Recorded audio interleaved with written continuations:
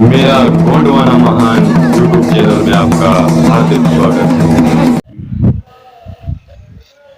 सेवा जोहार दोस्तों, मैं धर्मवीर मरकाम गढ़ा मंडला मध्य गोंडवाना की मंडल गोंडवाना से। जैसा कि आप मुझे जानते हैं, मेरे बहुत सारे वीडियो के माध्यम से मैं हमारे गोंडवाना के धरातल के जिस तरह से हमारे राजाओं ने यहाँ राजपाट किए, उनके गढ़ा किला ठाना बाना देवी देवाला तमाम चीज़ों को मैंने मेरे चैनल के माध्यम से आप तक पहुँचाने का कोशिश किया हूँ। और आज मेरा बहुत बड़ा सौभाग्य है, इतना बड़ा सौभाग्य कि आज मैं धन्य हूँ कि आज मैं मेरे जड़ में और मेरे गढ़ में हूँ। कितना बड़ा सौभाग्य मेरा। मैं जब से इस गोंडवाना पुनरुत्थान के आंदोलन से जुड़ा, देखा सुना समझा, तो मेरे दिल में एक जिज्ञासा था कि मैं हमारी चीज़ों को जानूं पहचानूं। और जैसे जैसे मैं हमारी चीज़ों को जाना पहचाना, तो मुझे लगा कि कहीं ना कहीं एक वीडियो चैनल यूट्यूब चैनल के माध्यम से अगर मेरी जानकारी को लोगों तक पहुंचाऊं तो और अच्छा होगा, कारगर होगा। और मेरे चैनल को आप सभी का बहुत प्यार मिला है। और आज मैं इसी तारतम्य में अचानक यकायक और ऐसी जगह में आया हूँ, मेरे पास शब्द नहीं है, लफ्ज नहीं है कि मैं कैसे इस समय का और इस जगह का मेरे छोटे से शब्दों में बखान करूं। दोस्तों, मैं बताते चलूं कि आज मैं मेरे जड़ में और मेरे गढ़ में, जो कि छत्तीसगढ़ दुर्ग जिला के अंतर्गत धमधागढ़ का किला में हूँ। ये हमारा प्राचीर, जहाँ से हमारा मरकाम राजवंश का, राजबेला का नारा बेला यहाँ से उद्गम हुआ है, वहाँ पर हूँ मैं। ये किला आप देख सकते हैं जो कि जर्जर हालत में है। और मैं बताते चलूंगा, जैसा कि हमारे महान गुरु पहंदी पारी कृपाल लिंगो ने हमारे इस धरती में, कोयामुरी द्वीप में जो लोगों का रचाया बसाया, किस तरह से। दोस्तों, जैसा कि मैं बता रहा था, ये छत्तीसगढ़ क्यों कहा जाता है, तो ये भी जानना जरूरी होगा, क्योंकि यहाँ छत्तीसगढ़ में 36 गढ़ हुआ करते हैं। उन्हीं में से एक गढ़ है ये हमारा धमधागढ़, जो कि मरकामों का गढ़ हुआ करता था।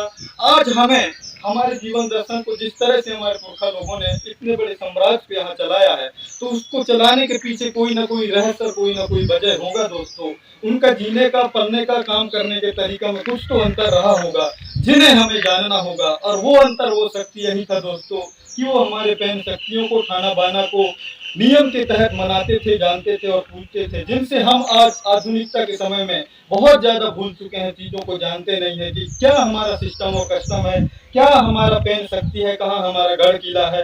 तो ये सब चीजों को जानना बहुत ज्यादा जरूरी है। मैं आज मेरे गढ़ में पहुंच के बहुत बड़ा धन्य हूँ, शुक्रगुजार हूँ कि इस जगह में आया हूँ और यहाँ का संक्षिप्त जानकारी आप तक पहुँचाने का कोशिश कर रहा हूँ।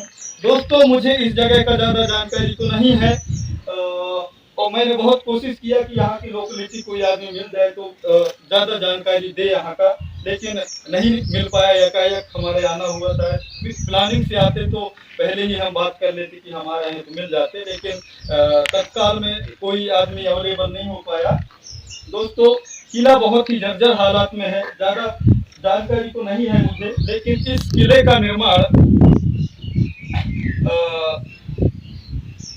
यहाँ हमारे गोंड राजाओं ने छत्तीसगढ़ में 700 से 800 साल लगभग यहाँ राज किए हैं, ऐसे जानकार लोग बताते हैं। और इस किले का निर्माण वीर गोंड सरदार खान ने बनाया था और इस धंधा को बसाया था। और इसका निर्माण नेट गूगल के मुताबिक सत्य जानकारी तो नहीं मिल पाया, गूगल में मैंने देखा तो इस किले का निर्माण 1300 ईस्वी लगभग में इसको बनाया गया है। दोस्तों, शानदार किला है और ये किले का दायरा बहुत बड़ा एरिया में है। आप जहाँ भी हमारे गोंडवाना के किला में जाते होंगे, जहाँ भी जाते होंगे, चाहे वो मध्य प्रदेश हो, तेलंगाना हो, महाराष्ट्र हो, छत्तीसगढ़ हो, वो आज एक दायरे में सिमट गया है, टूट टूट के, क्योंकि इनका रेख देख करने वाला कोई नहीं है। और अतिक्रमणों का तो कोई ठिकाना नहीं है, बहुत ज्यादा अतिक्रमण हो चुके हैं और ये बिल्कुल एकदम सीमित दायरे में सिमट गया है और टूट टूट के खंडर हो गया है। दोस्तों, आज हमारा बहुत जरूरत है कि इन हमारे प्राचीनों को जानने, पहचानने और साथ ही इनको बचाने का। अगर इनको हम बचा लेंगे तो हमारे अस्तित्व को बचा लेंगे। अगर ये नहीं बच पाए ना, जिस दिन ये मिट्टीकृत हो जाएंगे, उस दिन हम अपने आप को साबित नहीं कर पाएंगे कि हमारा यहाँ राजा था, रजवाड़ा था, यहाँ हमारा किला और महल था, इतने बड़े हमारा साम्राज्य था, ऐसे हमारे किला महल थे। हम आने वाले पीढ़ी को कुछ बता नहीं पाएंगे। इसलिए समय रहते हम युवाओं का फर्ज है कि जैसा भी हो, जहाँ भी रहते हैं, थोड़ा थोड़ा करके इन चीजों को बचाएं और लोगों को दिखाएं और ऐसी जगह में आए दोस्तों, ताकि वो अपने सोया हुआ जमीर ऐसी जगह में आएंगे तो मुझे लगता है कि जरूर जागेगा, उनका ठंडा पड़ा खून जरूर उबाल मारेगा, ऐसा मुझे लगता है। दोस्तों, अब मैं आपको इस किले का दर्शन कराना चाहूंगा कि किस तरह से इस किले का निर्माण हुआ है और किस तरह से ये किले का अभी वर्तमान परिदृश्य में नजारा है। भाई साहब पूरा कवर करके दिखाएंगे इस बार। हालांकि लोकलिटी लोग बहुत सारे इस किले के बारे से परिचित होंगे, कई बार देख चुके होंगे और मैं तो फर्स्ट टाइम आया हूं यहाँ पर। और मेरे साथ अचानक मूवमेंट के दौरान मैं सोच ही रहा था कि कोई नहीं मिल पाया यहाँ, और मैं नया आदमी कहा क्या यहाँ की चीजों को मैं बताऊंगा मेरे चैनल के माध्यम से। और जिस चीज को मैं सोच ही रहा था कि सामने हमारे ठाकुर भाई साहब आ गए, मैं देखते ही पहचान लिया कि ये अपने वाले हैं भाई, मिल गए अब यहाँ की चाबी तो मिल गए हैं। और मैं चाहूंगा ठाकुर साहब कि यहाँ के बारे से मेरे चैनल के माध्यम से जानकारी बताएंगे आदरणीय ठाकुर साहब।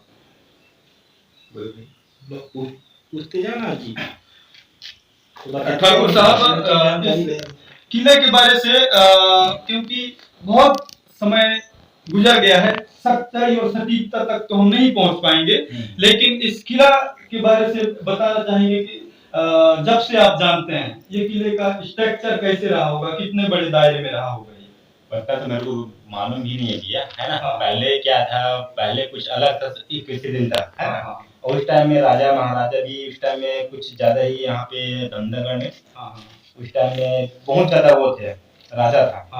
अभी तो सन 22 चल रहा है, 2022, और इस टाइम में तो अभी पूरा इसका देख रेख भी कोई नहीं करता है।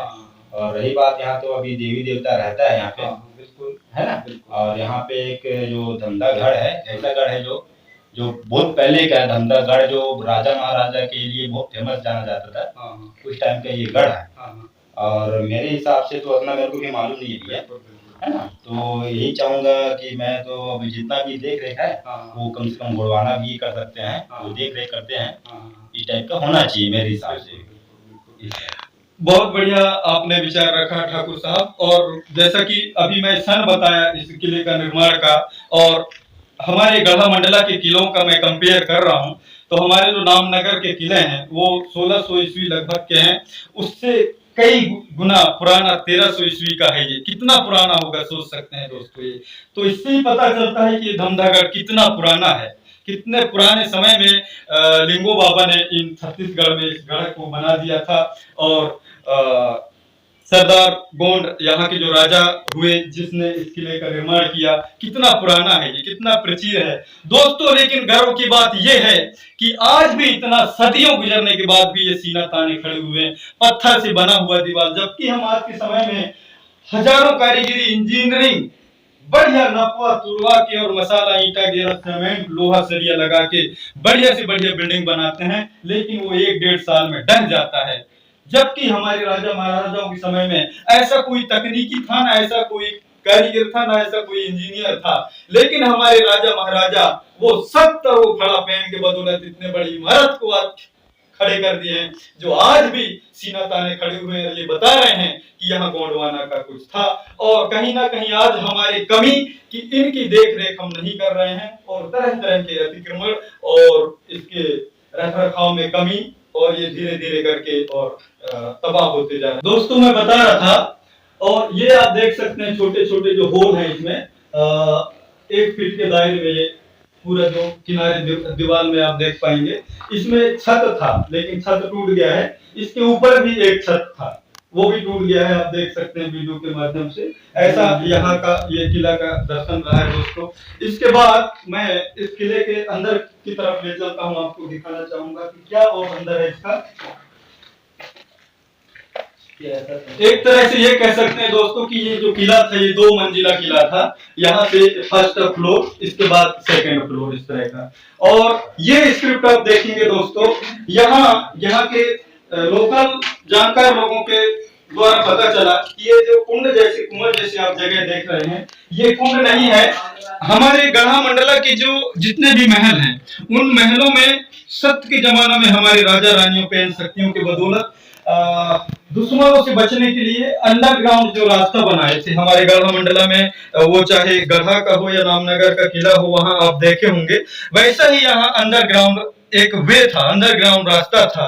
और बताया जाता है कि जब अंग्रेजों का बहुत ज्यादा दबाव हो गया, हमारे राजा महाराजा लोगों को लगने लगा कि अब हम इनसे नहीं बच पाएंगे। हालांकि उनका बहुत बड़ा संघर्ष रहा है, बहुत बार उन्होंने विरोधियों को, दुश्मनों को पराजित किए हैं। तो उनको लगा, इसके बाद वो इस अंडरग्राउंड वे से अंदर चले गए। इसके बाद वो कहाँ गए और पता नहीं चला इसके बाद। और ये यहाँ का जो रास्ता है, वे है, बंद हो गया है। अभी भी देख सकते हैं आप कि पूरा बंद पड़ा है, मिट्टी भर गया है इसमें। दोस्तों, बताया जाता है, मेरे साथ में जो यहाँ के लोकल वासी साथी है, उसने बताया कि इस किले से जो अंडरग्राउंड वे है, वो रतनपुर का किला में जाता था। और कौन सा जगह बताए, खैरागढ़, खैरागढ़ के किले में जाता था, ताकि हमारे जो आसपास के गढ़ के जो राजा थे, वो एक दूसरे के तालमेल के लिए या सुख दुख के लिए, जरूरत के सामान के लिए अंडरग्राउंड रास्ता से आते जाते थे। इस तरह से 3 किलो में इस अंडरग्राउंड वे का कनेक्टिंग था। और अंदर आप देख सकते हैं, ये हमारा खड़ा पेड़ का स्थान है। ये हमारे राजा महाराजाओं का यहाँ श्रद्धा भक्ति का स्थान रहा है। ये कुछ पत्थर हैं जो उस समय में हमारे जो शिलालेख हो या शिला हो, पत्थरों में लिखते थे, या पत्थरों को ही कारीगिरी के माध्यम से कुछ आकृति बना के अपना रूप, मूर्ति या फिर कुछ भी बनाते थे। ऐसे ये है। और ये खड़ा पेड़ का स्थान, और सतरंगी झंडा यहाँ पे देख सकते हैं आप, ये झूला। और हमारे छत्तीसगढ़ के एरिया में हमारे जो लोग हैं, हमारे मूवमेंट के लोग हैं, आज भी यहाँ पे तरह तरह के प्रोग्राम करते हैं त्योहार पावन के समय में। और यही आके अपना एक सामाजिक और सार्वजनिक रूप से यहाँ पे अपना, दोस्तों यहाँ पे हमारे जो जिस तरह के नैग सैग होते हैं, तो त्योहार होते हैं, जो बड़े बड़े त्योहार होते हैं, नवरात्र वगैरह, उस समय में हमारे छत्तीसगढ़ के, हमारे समुदाय के लोग भारी तादाद में मातृ शक्तियां, पितृ शक्तियां, बच्चे वगैरह यहाँ आते हैं। और यहाँ बहुत ही बृहद रूप से, भव्य रूप से यहाँ पे प्रोग्राम का आयोजन होता है। इसी जगह में अपना माथा टेक के और अपना अर्जी सुना के जाते हैं।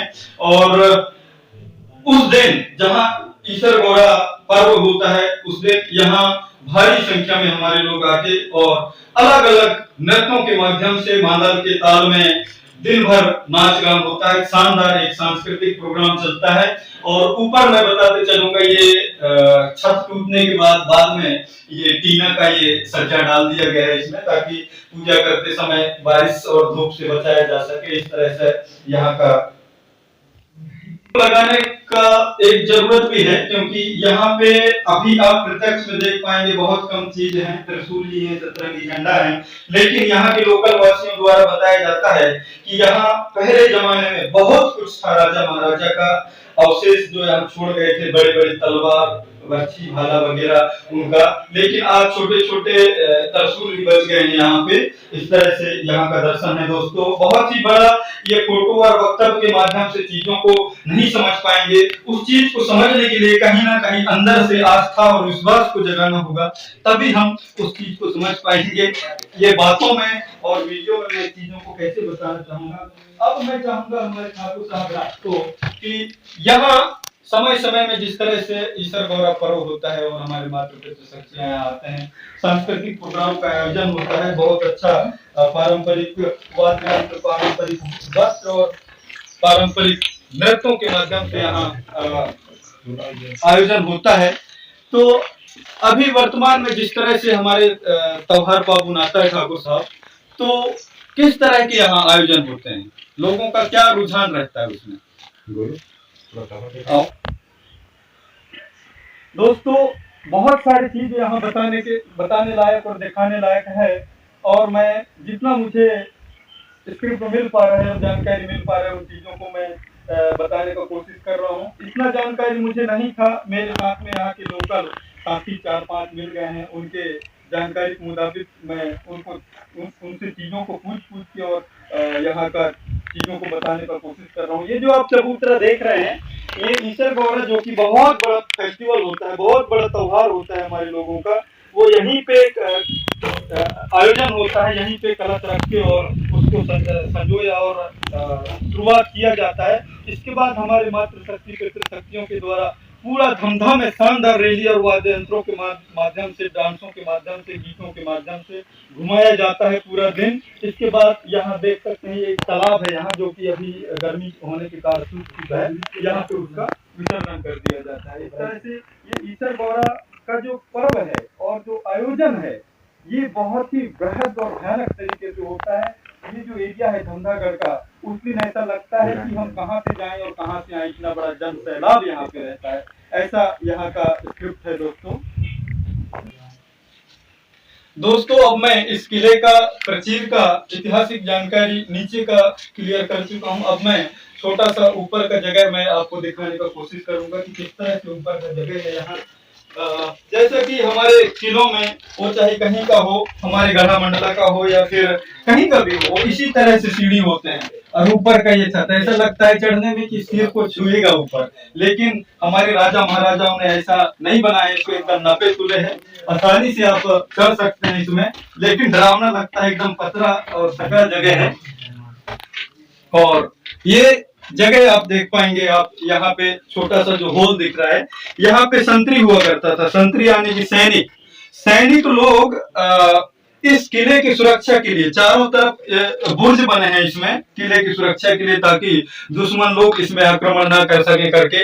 ये आप देख सकते हैं, ये झरोका जैसे, इसके बाद ये तिरछा झरोका है। ये यहाँ पे हमारे सैनिक लोग इस किले की सुरक्षा के लिए अभेद है ये, मतलब सामने से अगर कोई गोली मारेगा, कुछ भी मारेगा, तो ये तिरछा वैसे नहीं आ पाएगा वो, लेकिन हमारे लोग यहाँ से मारेंगे तो आसानी से उसको भेद सकते हैं, मार सकते हैं। इस तरह से अभेद किला कहें इसको, और यहाँ से इस किले का सुरक्षा हुआ करता था।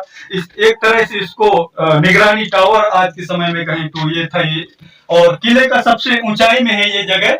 यहाँ से पूरा इस किले का निगरानी हुआ करता था और दुश्मन के आक्रमण से इस किले को बचाया जाता था। इस तरह से यहाँ का दर्शन है दोस्तों। और किले का हालात बहुत ही दयनीय है, बहुत ही टूट गया है, जर्जर हालातों में है एकदम। और अतिक्रमण तो बहुत ही ज्यादा, एकदम किले के दीवार से सटा हुआ दीवार खड़े कर लिए हैं लोग अपने, इस तरह के कब्जा हुआ है ये। और इस चीज को हमें कहीं ना कहीं समझना होगा और मिलजुल के इसके मुहिम चला के हमारे इन प्राचीरों को बचाना होगा, यही मैं उम्मीद करता हूँ। मेरे साथ में अचानक मेरा यहाँ का सौभाग्य और उससे भी बड़ा सौभाग्य कि मैं इस चैनल के माध्यम से जो आपको जानकारी पहुंचाने का कोशिश किया हूं, उसका श्रेय हमारे चंद्र प्रकाश नेताम भैया और नवीन ठाकुर भैया, इनके जानकारी और मार्गदर्शन के बदौलत मैंने यहाँ का जानकारी और स्क्रिप्ट का आप तक पहुंचाने का कोशिश किया। अब मैं भैया लोग से चाहूंगा कि मेरे चैनल के माध्यम से इस किले के बारे में और यहाँ के लोगों का, इस किले का, यहाँ के फैन शक्तियों के प्रति क्या श्रद्धा है, कैसे यहाँ का रवैया है, उसके बारे में अपना विचार रखेंगे संक्षिप्त। विचार रखना आता है सर कि ये पुराना किला है और यहाँ पे आते हैं बार से देखने सुनने, और लोकल भी जो व्यक्ति है, जिन लोग की मान्यता है, उन लोग के बीच में अच्छा खासा प्रभाव है, जिसको पुराना राजा लोग का किला कहा जाता है। तो उस बेस पे इसका निर्माण भी होना चाहिए, बट संरक्षण के तौर पर अभी कुछ नहीं है। करंट पे जो चीज़ होना चाहिए, साफ सफाई या देख रेख जो होना चाहिए, वो चीज़ नहीं है। तो कहने के मुताबिक ये है कि व्यक्ति जो भी आता है दर्शन के नाते या जो भी इच्छा लेके अपनी, तो सामाजिक कार्यकर्ताओं को ये करना चाहिए कि इसका मतलब संरक्षण किया जाए। यही कहना है मेरा, संदेश देने टॉपिक यही है कि आने वाले व्यक्ति जो देखते हैं और समझे कि पुरानी चीज़ों का क्या महत्व है, और इस चीज़ का रखरखाव किया जाए। धन्यवाद। बहुत बढ़िया जानकारी दी, और आपको मैं कहाँ से शुक्र करूँ, अगर शायद आप नहीं होते तो मैं वीडियो भी नहीं बना पाता, क्या बनाता, मेरे को पता भी नहीं था।